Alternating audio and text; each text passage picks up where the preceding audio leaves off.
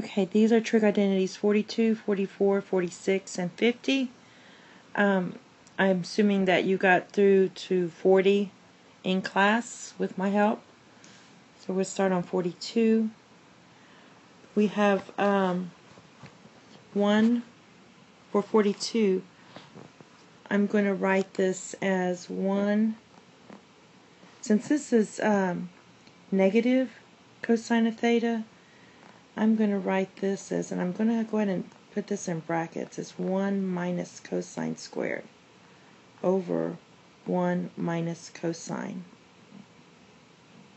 Now, again, this equals 1 minus cosine times 1 plus cosine. Again, this is your a squared, let me put it in red, a squared minus b squared, all over 1 minus cosine.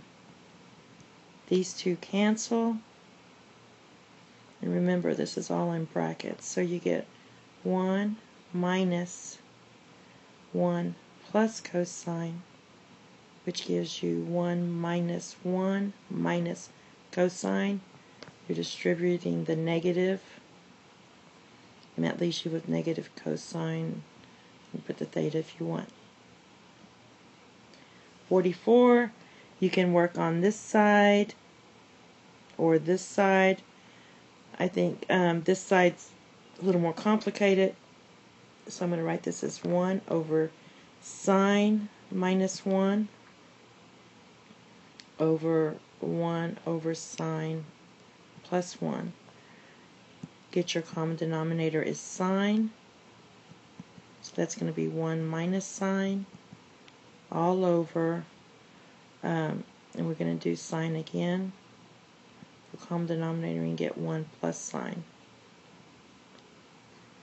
These two cancel, so you get 1 minus sine over 1 plus cosine, plus sine, I'm sorry. And you're supposed to write it as 1 minus sine equals 1 minus sine for 1 plus sine.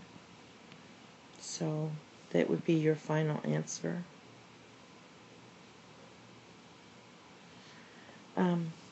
46, if you notice, it's got this flip-flop thing going on. The cotangent's now on top. This 2 got switched, and also the signs got switched.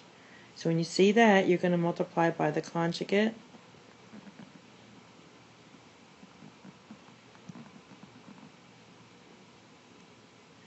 And then we have to multiply the denominator by this as well. The conjugate as well on this. Again, the reason we're doing this is because this is the form of a plus b,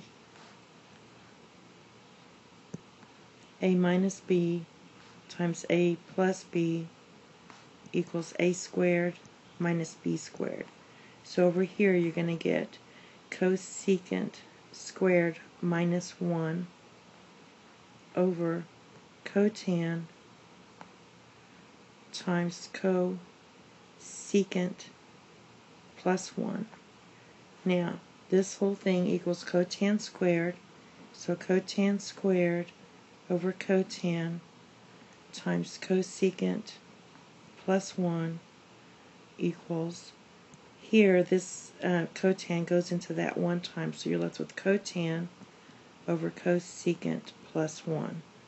So we have that these two here equal.